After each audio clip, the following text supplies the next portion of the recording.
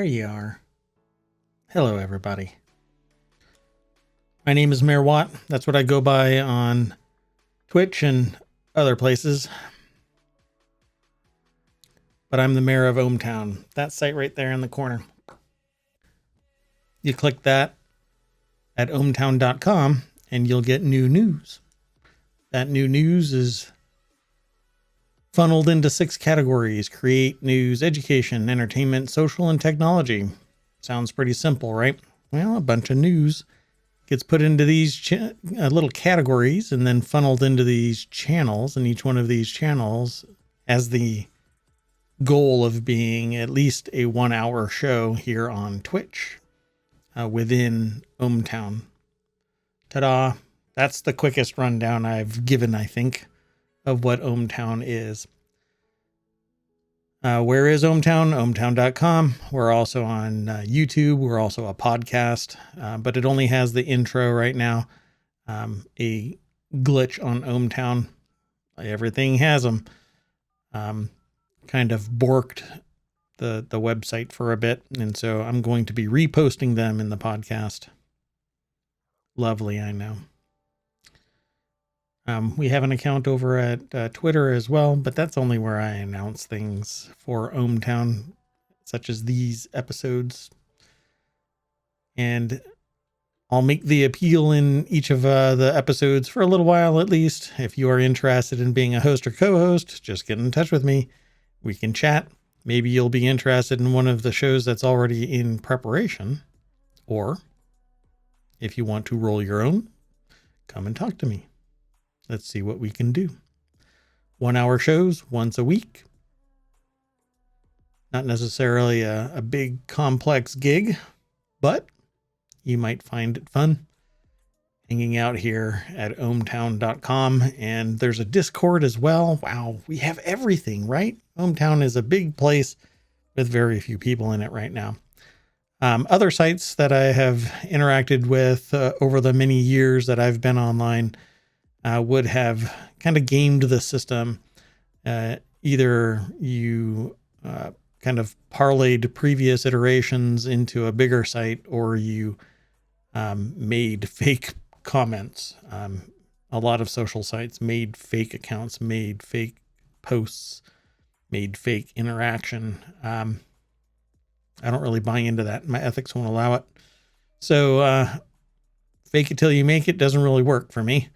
I want you to enjoy the show. We talk about I talk about an eclectic array of news, headlines that have been aggregated by ohmTown into those 6 categories. If you want to chat about it, you can do it in my chat here on ohmTown.com or here on Twitch twitch.tv/ohmTown, and that chat exists. Or you can go to YouTube and there's a chat there. And of course, like I said earlier, the Discord exists as well. At any rate, let's get into this. When you click on that link, it refreshes and ta-da, you have new news. Pretty much every time. There might be a little lag as some of the portions of the aggregation engine are not engaged.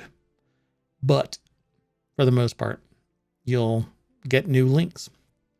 The first link is in the order of the grape, and it lists truly margarita style hard seltzers are reviewed and ranked.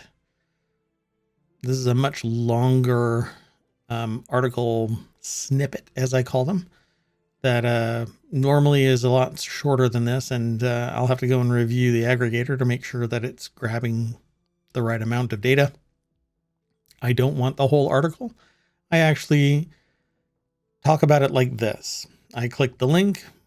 I tell you that it came from vinepair.com. The entire VinePair staff, or a portion of them, wrote this article. Illustrations by Ariella Basson. And they go into basically a review of the hard seltzers. I don't really prepare for any of these discussion points, right? I only see the little snippet, maybe beforehand, maybe not. And then I click the link and I want you to go over there and I want you to check out vinepair.com. If you never come back to ohmTown and you are happy with only vinepair.com, or you want to see more, then come on back. But if you are done with ohmTown.com and the stream, then so be it. I completely understand. Maybe it's not for you, but we have a really broad range of news that I discuss here on Twitch, and that's where I like discussing it. So if you have questions or comments, throw them in chat. Happy to discuss it. What I add to it is normally a little bit of context, either from the business, technology, or sociological aspects. Those are the three segments of, I hesitate to say expertise, but that's my education, where I merge the three together. And that's what I add as a value to this particular channel. In other contexts, it's going to be similar because those are my areas of expertise. In this particular case, this is really just about hanging out and having a good drink. I thought that it was really interesting that there are margarita style seltzers, and one of the channels that will eventually launch, let me go back to the front of this, is Distillerist, which focuses on spirits, so harder liquors. And then there's Of the Bean, which is about coffee, Of the Brew, which is about beer, Of the Grape, which is about wine, and Of the Leaf, which is about tea. Each one of these gets news aggregated into it. And for the most part, it kind of gets filtered pretty well. Sometimes they blend. Sorry, that was a horrible pun, but sometimes they blend into each other. But for the most part, it's on target. That said, if you are really curious about the truly margarita style hard seltzers that are reviewed and ranked by the VinePair staff, then go over to the website. You can click the link that's right here in my chat, or you can go over to ohmTown and click the link there. There's a lot of information, so you might have a hard time finding it in the random sense. But they have classic lime, watermelon, cucumber, mango chili, which I don't know. That one there, yeesh. There's something about that little spicy kick. It says, while chili comes through prominently in the smell of the drink, it barely comes through on the palate. So maybe it's not really that spicy. But there's always something, it catches me off guard when a drink is spicy. Just can't, I don't know. But strawberry hibiscus is probably amazing. I dig it. But this is great marketing, right? Somebody talking about this, somebody evaluating it, rating it, ranking it, multiple people doing it. It's great marketing. Hard Seltzer Giant Truly launched a set of new margarita-inspired seltzers last month in flavors classic lime, strawberry hibiscus, watermelon, cucumber, and mango chili. You had me at all of this until mango chili. But 110 calories too. Yeesh. Probably not that much, but if you're like me, you can easily down 3 of these little things. I don't know, 5.3%. It's 3 beers. Okay, let's move on to the next article. The next article is in the Continuity Report channel, and it's about CBS's late show with Stephen Colbert. They don't know who's going to be the next top producer. According to 3 people familiar with the matter, the top producers ready to take their time to examine the new show. So what do you think is going to happen? Staffers at CBS's The Late Show with Stephen Colbert aren't sure who the next top producer will be at the program. Let's click this link, take you over there. This is a Variety article written by Brian Steinberg. Has a big old picture of Colbert, or Colbert, as he says sometimes when he kind of breaks through his other character, Colbert. Anyway, so it says, According to 3 people familiar with the matter, the top producers ready to take their time to examine the needs of the show after the departure of Chris Licht. It might be Light. I don't know. Who has been the executive producer of the late night mainstay since 2016. His decision to take on the new role of CEO of CNN once Discovery closes its acquisition of Warner Media leaked this weekend. So is there going to be a shakeup? I don't know. I think writers make the room, you know? So as long as the writers stay and there isn't a big shakeup there, I'm not sure, what difference it'll make as long as whoever takes over isn't a complete, I don't know what to tell you. What would you call somebody that just kind of abandons the direction the show is going? With this much momentum, it's hard to mess it up, but I guess somebody will find a way if they are so motivated. At any rate, go over and check out that article. I'm going to keep on trucking through this. The next article is in the Warcrafters channel. It's a first-person shooter, real-time sim, RPG. See, we kind of put a little description there. Gaming discussions and streams. We'll talk about streams eventually, but for the most part, we're going to be talking about the gaming world of software and maybe some communities. If we can find some good streams and people don't mind being restreamed through ohmTown, then we can talk about their channels and what games they're playing while they're playing them. This says harvest, craft, and avoid old-timey diseases in this medieval city sim from the makers of Grim Dawn. So Grim Dawn developer Crate Entertainment is working on a new game called Farthest Frontier, a city building sim in which you guide a small band of settlers as they struggle to establish a new town at the edge of the known world. Let's click this link and take you over to PCGamer.com. This article is written by Andy Chalk. I urge you to go over to PCGamer.com and read the rest of this article. Again, I say it every time that I link to, pretty much every time, at least once I say this. PC Gamer has this neat little feature where you can click on the listen to this article button somewhere on the page, and it will actually tell you what is written here. It's pretty neat. They have a YouTube video that's embedded, and it says on the surface, Farthest Frontier looks to be a fairly straightforward medieval city sim.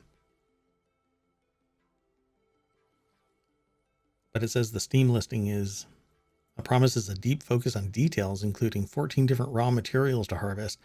I am going to love this. The more stuff that I can build and produce and craft, there's just something about city sim, base building, kind of virtual society building games that just really appeal to me. I think I've got something like 15 or so I was just about to look at my Steam account, but I really dig these things. And the higher the resolution, the more detail focused they are in the graphics area of it. I just get pulled into it more and more. They've got a bunch of images here. I won't go through all of them. But if this is how it works, and there are people that are walking around right now, I don't really see people walking around. But like if paths and stuff like that are developed all by the people walking around, oh man, I am going to love this. So as soon as I'm done here, I'm probably going to be off to finding out if this is a downloadable demo as well. I didn't see it in the discussion in this article, but it's apparently on Steam. I just didn't look. But that's where I'll be headed as soon as I get done here, along with the link down at the very bottom of the article. Sorry for the fast scroll. If it drives you nuts, I really apologize. Some people kind of get triggered by this fast scroll, but farthestfrontier.com is actually a website that is dedicated to Farthest Frontier. It says it's slated to launch on Steam early access later this year and crate expects it to stay there for 4 to 8 months. 4 to 8 months, not 48 months. That would be quite the early access. But we've seen longer games running developmentally until 13 years later they launch. This next article is over in the mobile channel. That's about the mobile mob. Kind of the original product of this, or project I should say, but the product was dedicated to a hyper-local mobile mob of people posting news articles or articles or videos, again, hyper-local. So it was geographic and not necessarily just plopped out there for everybody. Although it was everybody, what you would end up seeing was actually local to you, geo-local to you, not topical, but local and topical. Well, in this case, I've just pulled it into ohmTown, and it's about just the mobile mob. You running around with your phone, with a laptop, computers, wherever you are part of the mobile mob. So this article is team significantly improves BioCrow, which is actually, it's been kind of truncated, but it's a crop management software for growing virtual crops. So you ask yourself, what the heck is this? Well, it allows people to model crops to see the growth and increase like density and other materials within the environment to see and predict crop growth, really crop yield, ultimately. This article is over at phys.org, written by Carl R. Woese from the Institute of Genomic Biology, University of Illinois at Urbana-Champaign. So it says, in the original BioCrow, which, man, I keep wanting to say crop at the end of that. All the math that the modelers were using was mixed into the programming language, which many people weren't familiar with, so it was easy to make mistakes, said Justin McGrath, a research plant physiologist, for the U.S. Department of Agriculture, Agricultural Research Service at Illinois. BioCrow 2 separates those so modelers can do less programming and can instead focus on the equations, which is brilliant. Basically object-oriented programming, but with the math broken out so that you can change the model for your particular needs with your particular data without having to redo everything. It says separating the equations for the programming language allows researchers to try new simulations more easily. For example, if a project is looking at how a gene can help plants to use light more efficiently, the equations for that specific gene can be added to the existing models rather than having to change the entire model to include the new information. Brilliant. Make no bones about it, though. This is by engineers, for engineering results. This isn't going to be just some the way that I see it is it's not like a retail product. But then again, there have been other softwares created that end up being in the hands of end users. Like if you've ever seen the game Eco, that actually is an academic tool that has gone viral in the gaming space. And it's supposed to have real world mechanics. Obviously, there's a limit to the realism, but as things evolve, we can make it more and more real. That game, Eco, by the way, is still out there on Steam. You can try it for yourself. But it has nothing to do with BioCrow or BioCrow 2. It's just another example of something that is synthetic in nature, but has real world implications, just like BioCrow 2 does. Synthetic in nature, but it takes its data from the real world, as perceived and researched by researchers and engineers. Pretty neat stuff. The next article is over in the Word in Tech. And today's word apparently is going to be bullying. Not really. There's only a few articles I think that are going to be in the Word in Tech, and I might change what the word is. But what the intent of the Word in Tech is to have a show where the articles that are selected for it will be focused around a particular theme. The daily news show is not like that. It's an eclectic mix. Maybe some might call it a mess. But it's to drive you over to these sites so that you can read more about the topics and then come on back to ohmTown and have a chat, either with other viewers or with me. In real time, you can come back tomorrow and say, hey, I read that article about bullying in school that may hamper skill development and healthy adulthood. And we can have a chat about it in greater depth from your perspective, my perspective, and together we can form a different worldview about this kind of stuff. It says here, kids who experience bullying are victims of injury or discomfort from peer teasing, harassment, and physical abuse. While some costs of bullying, like school absenteeism, suicidal thoughts, and actions have been documented, little research has been done on the two-way relationship between bullying and skill accumulation in children. So it mentions little research. I think it's little research in the context specifically of bullying and skill accumulation, because there have been other research articles. This particular article is over at phys.org. It's written, it's titled Bullying in School May Hamper Skill Development, Healthy Adulthood. And it says by Purdue University. There may be other people that are written about in this article, and I urge you to go over to the phys.org site and check it out. Read the whole thing through and through. I only kind of give a skimming look at it and talk about it from my particular perspective. But you can click the link right there in our chat and go over and check it out.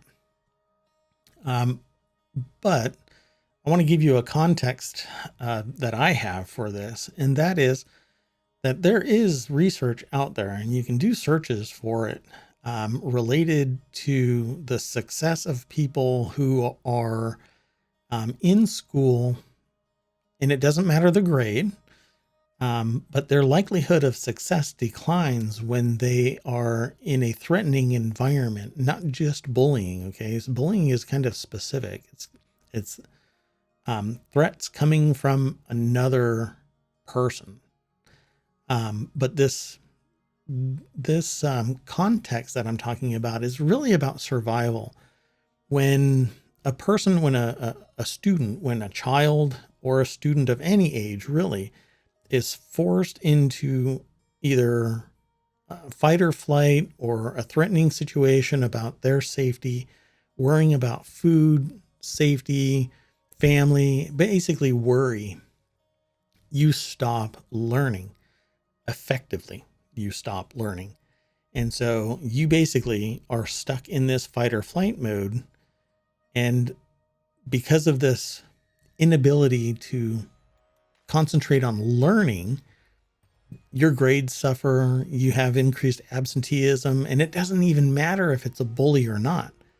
Anytime somebody feels like they are threatened, they're losing their job, they're losing their house, they're breaking up with somebody, as more and more stuff piles on, you stop learning because humans can't multitask. You can claim you can, but you cannot. And to show this, it's fairly easy. I ask people to put two videos up on the screen, and which one are they looking at? Write something at the same time in both hands and see how far you go. Try and open up 2 bottles of Coke. Good luck. It's going to be pretty tough. You're going to have to focus on one to try and balance. You can have somebody hold it. It doesn't matter. You're going to end up looking at one or the other. And that's really just a very simple, basic concept of this. Humans do a thing called fast switching. They will look at one thing and do it, look at another thing and do it, look at another thing and do it. But they cannot do multiple things at the same time. Not at 100%. You're not going to retain anything. There might be, again, some, edge cases where there are people that are really effective at multitasking, but it's actually fast switching. And it might be perceived as multitasking, but it's not. It just isn't. And there are plenty of researchers out there that have demonstrated that as well. So you're either learning or you are fighting for survival. One of the two. In bullying, it's the exact same thing. You're either learning or you're being bullied and thus not learning. And this article will go into greater detail about it. And I haven't even gone through this whole thing. It just says in his research paper, Victimization and Skill Accumulation, the Case of School Bullying, published in the Journal of Human Resources, Sarzosa considers the cognitive and non-cognitive skill sets and skill accumulation processes of 3,449 school-aged kids interviewed over 6 years as part of the junior high school panel of the Korean Youth Panel Survey. And it says Sarzosa finds that children who start middle school with less developed non-cognitive skills are more likely to be bullied. Those scoring in the bottom 10% for non-cognitive skills are twice as likely to be bullied than those in the top 10% and are 36% more likely to be bullied than the average student. Interesting.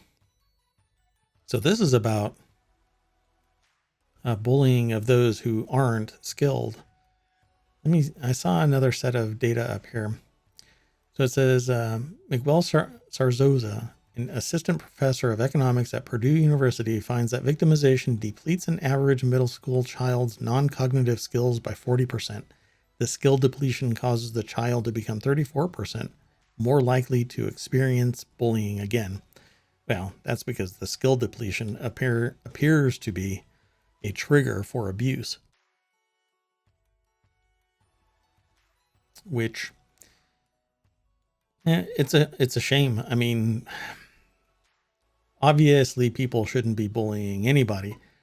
There's a lot of, in at least the United States, there's zero tolerance, which lacks the subtle nuance of context in terms of response.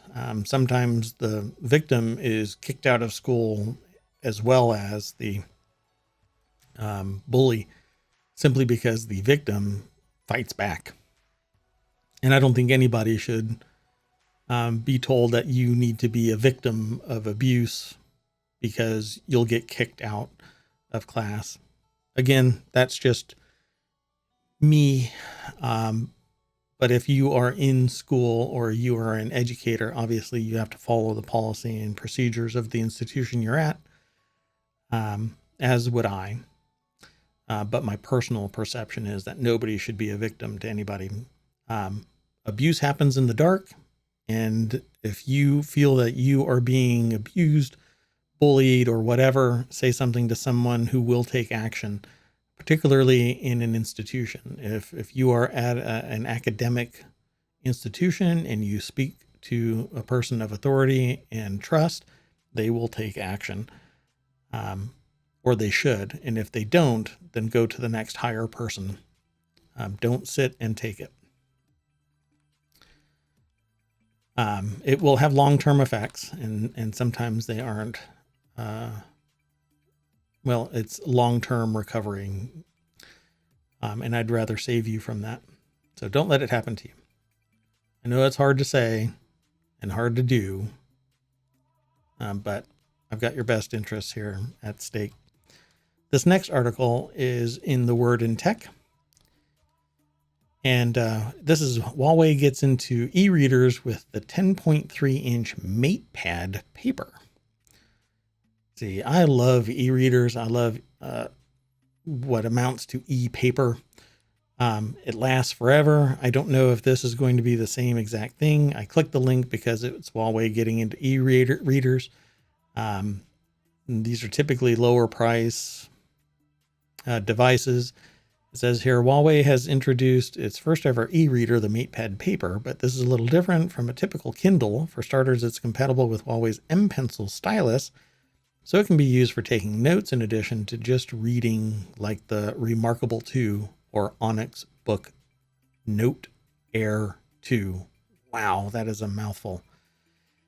And there's also a built-in microphone for voice recording. It's also a larger 10.3-inch e-ink display compared to the roughly 7-inch screens found on most Kindles. Yeah, I don't think that you can ever compare anything to a Kindle if it isn't that 7-inch size. That 7-inch size is basically what amounts to a softback paperback book, right? It's easy to hold. It's right about the right size for convenience wise to throw in a backpack or a bag of some kind. But let's take a look. This article is written by John Porter over at The Verge. I love the idea of the stylus, so this might actually win me over for note taking or as a gift. And I might end up buying this as a gift. I'd isolate it on my network if it has network capabilities, but it says these specs mean the MatePad Paper has the potential to be a productivity device in addition to a device aimed purely at consumption. It's also more like an Android tablet that happens to be equipped with an e-ink screen, right down to the fact that it's running Huawei's Harmony OS software and comes pre-installed with the company's app gallery. Yeah, I'd isolate this on my network.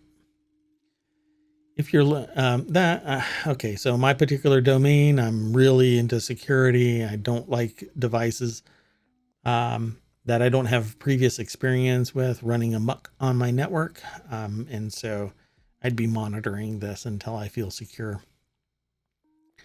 Okay, so if you're looking to use the device purely as an e-reader, then Huawei advertises that it's equipped with its own Huawei Books store, which, meh,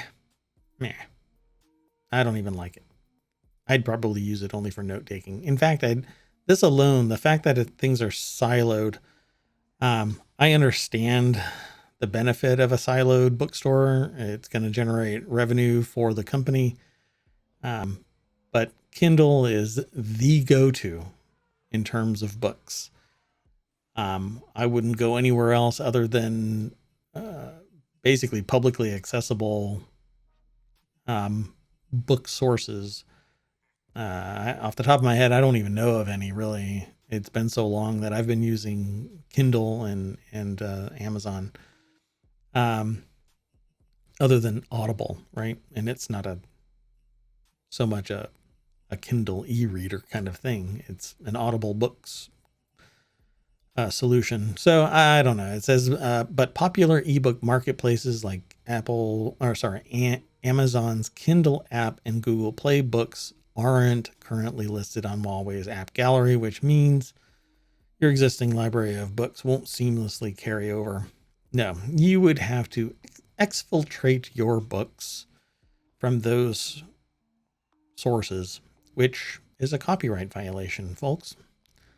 So don't get in trouble. Don't do it. I had a discussion about that today at a meeting. The next article is The Word in Tech. It's in the Word in Tech channel, and it says the Xbox Series S is now $250 for the first time. It seems like every time we mention the Xbox Series S, it gets a little cheaper. The entry-level Xbox has slowly dropped from $10 to $30 off its regular $299.99 price, and now to a full $50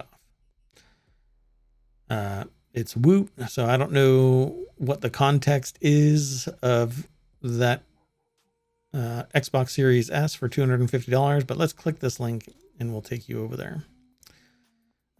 Antonio G. Di Benedetto wrote this article for The Verge. Again, go over to The Verge, read the whole of this article. I haven't used Woot in so long that they probably have deleted my account. It used to be great. It got acquired by Amazon And at some point, I just stopped using it. I couldn't even tell you why. But I stopped using it before Amazon acquired it. So it says the Microsoft cheaper Xbox Series S does not feature a disk drive, but it plays the same games as the Xbox Series X at a more modest resolution and up to 120 frames per second in supported games.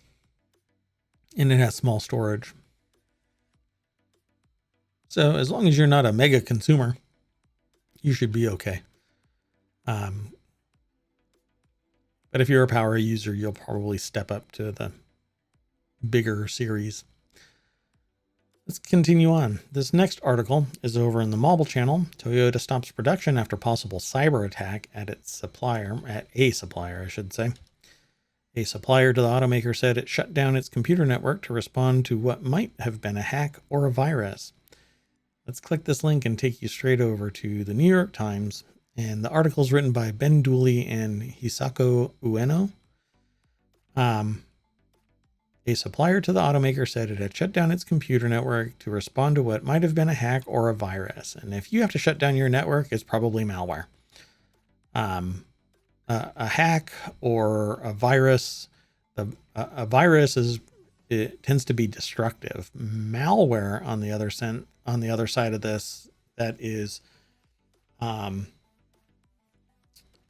encryption and ransoming your data. It's encrypting things. It's not necessarily a virus is interchangeable with ransomware. It is a virus, but ransomware is insidious.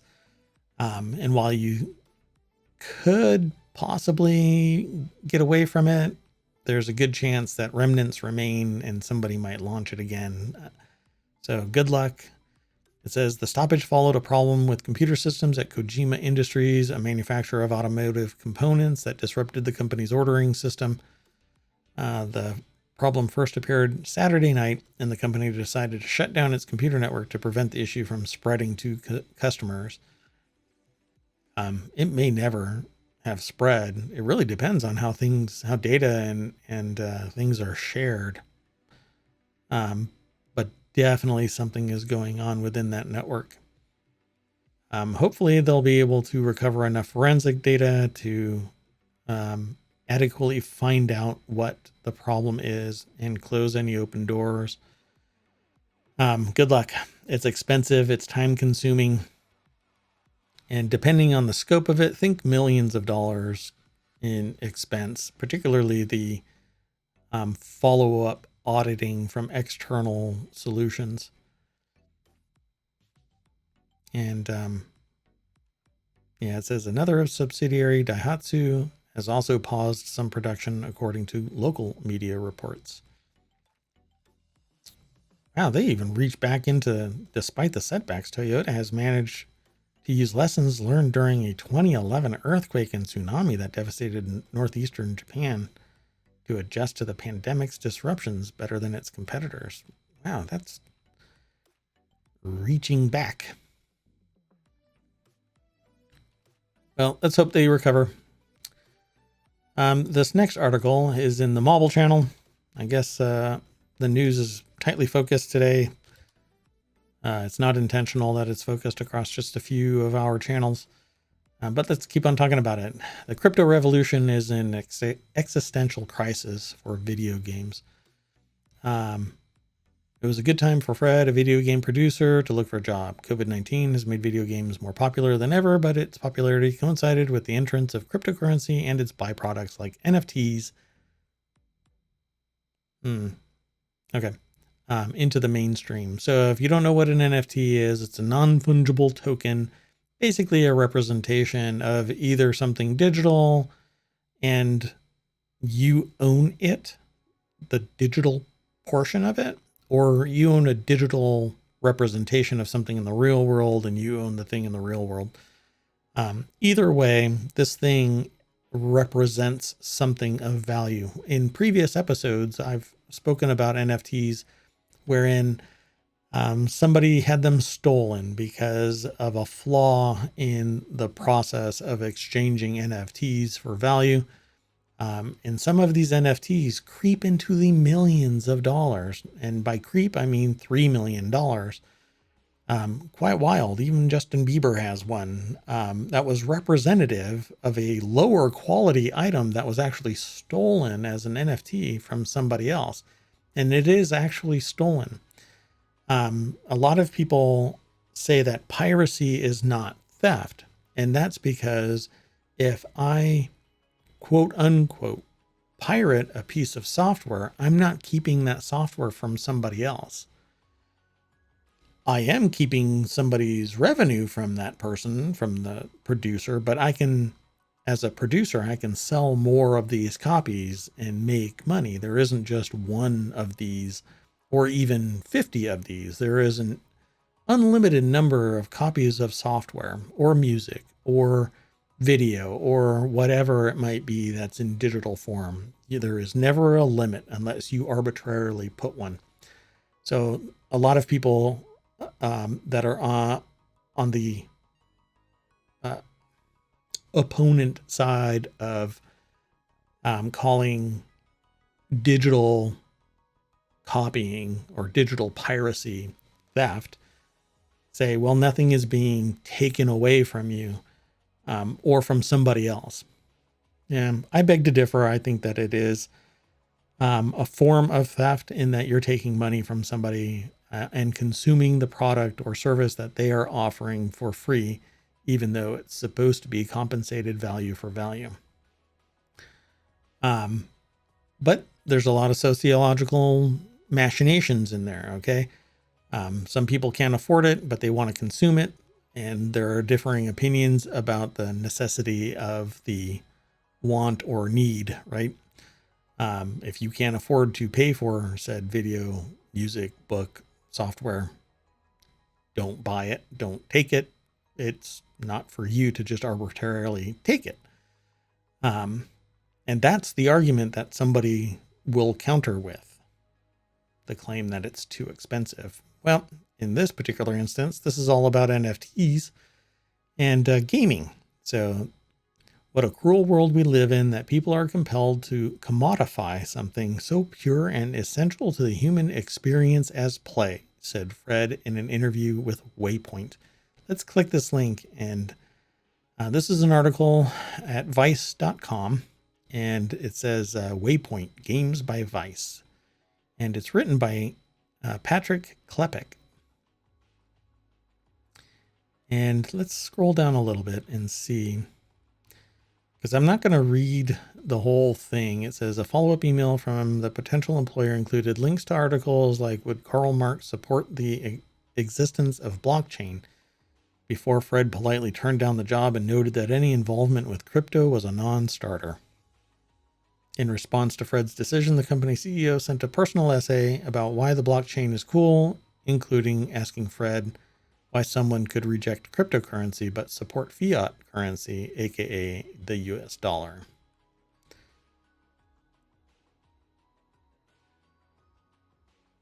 Well, it's too complex, I'd say, to just kind of give a soundbite from me in this, but the provenance of the US dollar is a little bit better founded than cryptocurrency, considering how many cryptocurrencies have spawned from nothing, which isn't the same as the US dollar. It didn't really spawn from nothing. It is grounded in the US gross domestic product. And more. I mean, the entire work product of the country is what sets the valuation for the US dollar versus a current cryptocurrency that has sprung up from somebody's imagination, and through adoption alone and unknown trading. It just gets a really complex. We end up going down a rabbit hole. But the reason why crypto is worth what it's worth is that it's pegged to the US dollar. A Bitcoin is worth nothing except a good or a service as its perceived value in the US dollar. Make sense? When you talk to somebody about cryptocurrency, you don't say, hey, a Bitcoin will get you this many cars, right? No, you say, how much is a Bitcoin worth right now? Oh, it's worth 42,000 US dollars, or whatever the currency is in the country of origin you are talking from, right? And if you're really savvy about financial trading, you can actually buy, sell, trade crypto in various currencies around the world and funnel them kind of round robin until you make a profit. That's not as easy as just saying, hey, why would you support this? Go over to Vice, read the rest of this article. Patrick Klepek put together an article over at vice.com. Let's continue on. Again, I will end up going down a rabbit hole. This next article is in the Smack Talk channel. Samsung shipped millions of Galaxy devices with flawed encryption. Samsung has reportedly shipped at least 100 million Android smartphones with a security flaw that could have allowed attackers to extract sensitive and encrypted information from the devices. This all speaks to the fact that there is nothing that is absolutely 100% secure, and it just basically means somebody has to find that vector. This article was written by Mike Peterson, and has a picture with some Samsung Android devices on it. Over at appleinsider.com is where this article is found. Again, it's Samsung shipped millions of Galaxy devices with flawed encryption. So let's see. The flaw discovered by researchers at Tel Aviv University is a specific problem with the way that certain Samsung Galaxy devices store cryptographic keys in the ARM Trust Zone system. And it affects the Galaxy S8, S9, S10, S20, and S21 models. So get in the Wayback Machine. It says Trust Zone is a technology used to protect sensitive information by hardware isolating it from primary operating system. The Trust Zone runs alongside Android and performs sensitive security tasks and cryptographic functions that are kept separate from normal applications. So let's see. Because this, let's see if I can find what the real issue is here. The vulnerability has wide-ranging implications for users. You can use the flaw. I don't know if it's public though. I haven't read anything yet about this. However, because the severity of the encryption flaw, Android users who have one of the affected devices and who haven't updated their phones recently should do so as soon as possible. So there's already a patch already in place. And you should always update your device. If you are using if you're using any software that's been updated at any time and you haven't done it, you are going to get hacked. One way or another. It's not if, it's when. You will be hacked. You need to keep updating your devices, even if you think that you can win the game. I guarantee you can't. So update your Android devices early and often, and have a backup, because if something does go wonky with a patch, you can use your old backup of it. This next article is in the Smack Talk channel as well. Apple's M1 Mac Mini can be made portable or smaller with some tinkering. A pair of homebrew projects using the M1 Mac Mini have highlighted the extremely compact nature of the computer, with one also attempting to demonstrate how much smaller Apple could push Macs in the future. Two Mac Mini projects, one from Snazzy Q at Twitter and Scotty U. Jan, I think, let me click the link and we'll take you over there. It says, while tinkerers typically use boards like the Raspberry Pi to create highly portable computing devices, some are turning to the M1 Mac Mini for the same concept. I'm going to click this link and take you over there. And so, yeah, this is something that I have been telling. Oh, this article, by the way, is over at appleinsider.com, and it's written by Malcolm Owen. And it has a picture of somebody holding the internals of the Mac Mini. And let me tell you, I have been telling people for 15 years now that Apple is hell-bent on shrinking the die of every single thing in a computer while still maintaining performance. And the M1 just kicked it up a notch. Everything else can be reduced, and the M1 will continue, M2 will continue to get smaller, almost coming to the point where it's violating that whole doubling of transistors every 2 years kind of drip, drip, drip of technology, as we've seen with the M1 kind of blowing the pants off of performance in almost all things, particularly when the programming gets optimized. But go over and talk with the people at Apple Insider. They've got a chat thing. You can click on all of the links there and find out more. You can click on the link in the chat right now and check it all out. I won't go in like line by line through this thing. But if you have the ability to carry a big enough battery pack and carry this thing around in a smaller case, this thing could be what amounts to the Mac Mini could be a portable computer, except that it's the Mac Mini and not just a laptop. You could just carry it around and plug it into any monitor. Really small. I mean, it is smaller than a person's hand. It's coming really close to the Raspberry Pi size. It says both projects, but especially the former, points to what Apple could release in the future with the use of smaller internal components. It makes sense for Apple to engineer an even smaller Mac Mini. And with every iteration of the Mac Mini getting smaller, it's possible that it can get smaller and smaller, which uses less. So the amount of aluminum that acts as the heat sink will be smaller. And obviously with that, the aluminum can get hotter. But in all of these cases, these reductions in size, it saves the planet a little bit. So what do you think? Would you like to get a micro Mac Mini? I would love a smaller Mac Mini. Not that I think that they're particularly big. I've got 3 of them right there. It's just a giant chunk of aluminum, and I think that it could be a lot smaller.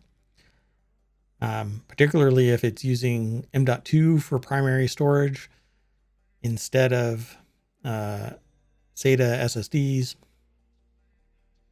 Then you could just line 4 of them up inside the case, and that would just be beautiful. This thing would boot in nanoseconds.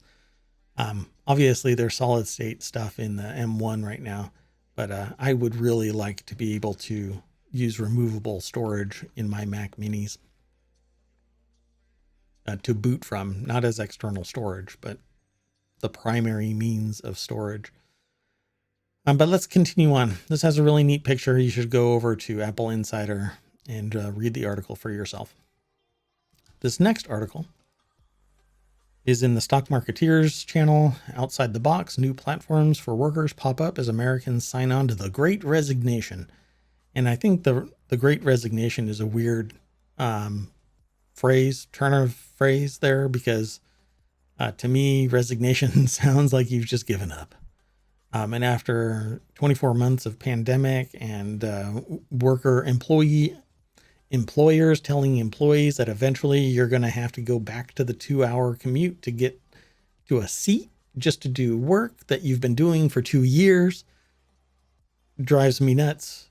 And because you have to be employed, I guess to me, the Great Resignation is, a giant sigh as you get back into your car and waste upwards of 2 hours of commute time just to get to a job. It's ridiculous.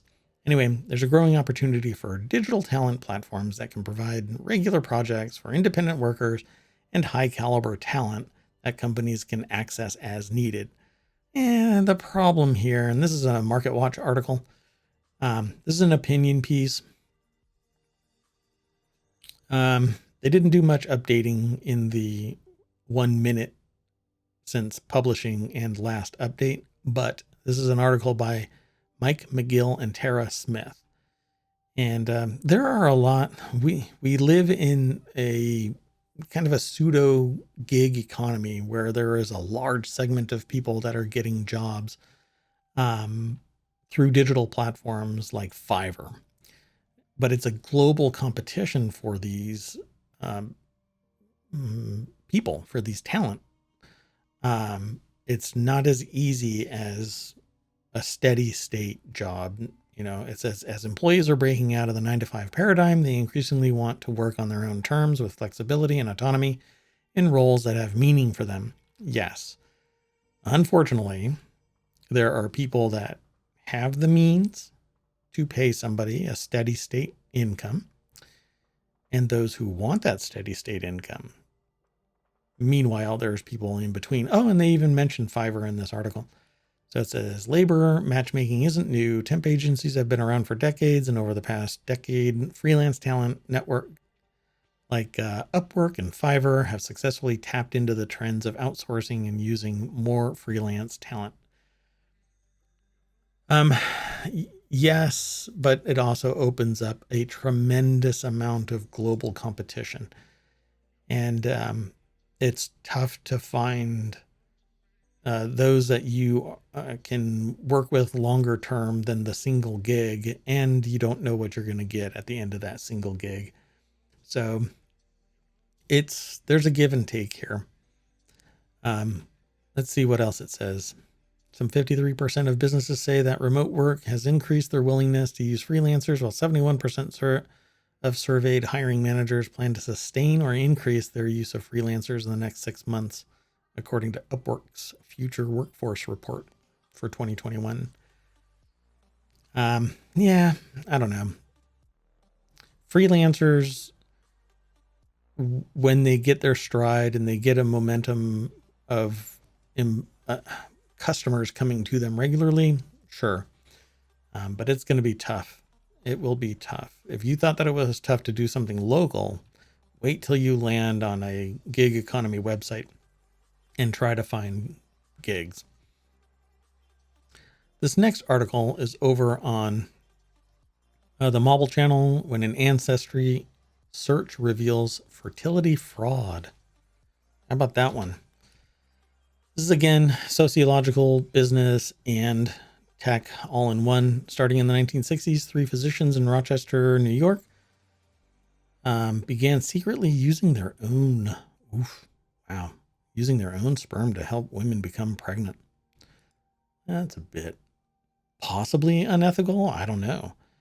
I guess if the people going into it know that it's okay, or know that that's what's going on, then I guess so be it. But let's see what this article says. This is an article by Jacqueline Morose. David Berry was curious about his genealogy. He wanted to learn more about his paternal grandfather, whose ancestry was British. But as he explored his father's side of the family, he discovered something wholly unexpected. The man he thought was his father was not related to him at all. Wow.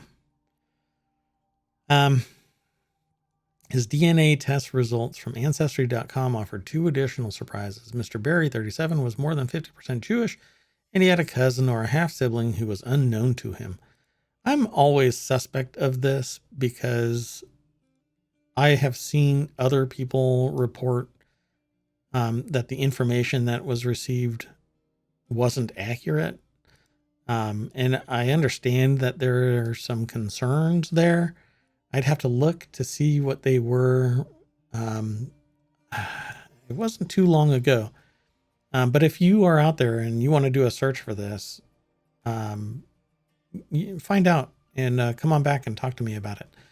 I've always wanted to do these DNA results. I'm very curious about DNA, but I want whole genome DNA. I want all of that data.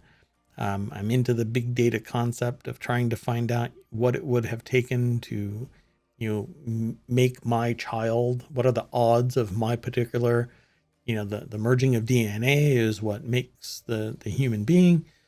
And I'm really curious, the number of, but you hear about DNA having junk code in it and whatnot. And unless it's an entirely holistic understanding of the DNA of a person, this kind of stuff, Mr. Barry was more than 50% Jewish and he had a cousin or half sibling who was unknown to him. I just can't get past it. But I'm sure that it's reinforced with statistics within the context of their data set. But yeah, there's a limited amount of information here, and I'm always suspect of that. And then it says, last May, he finally discovered his biological father's identity. The man was not an anonymous sperm donor after all, but was Dr. Morris Wortman, the fertility doctor in Rochester that his mother had seen and still practices, and didn't tell her that he used his own sperm. Wow. Dr. Wortman declined numerous requests to comment. Yikes. Well, I think that's enough of that article. Go over to the New York Times and read the rest of this article. When an ancestry search reveals fertility fraud. This would have happened if not for, a person would have gotten away with this if not for the tech. There was technology involved in this. But again, I've said it once already in this, abuse happens in the dark. And so if you don't shine a light on it, then the abuse will persist. And if you find out about it and you know about it and you don't do anything about it, it's literally condoning the act. I've had discussions with police, with doctors, with lawyers, etc., all on the same subject, in that people will allow something to take place and it is on par with accepting it as okay. And you shouldn't allow it to take place. I'm going to have to go on because I'm going to get really frustrated with this discussion. If it's just left to me. If there's others who want to chat about it, I'm happy to chat about it. But I will, my particular take on it is that abuse shouldn't happen. And so it should be discussed. And then the New York Times actually talks about it because somebody did a DNA search and abusing the technology.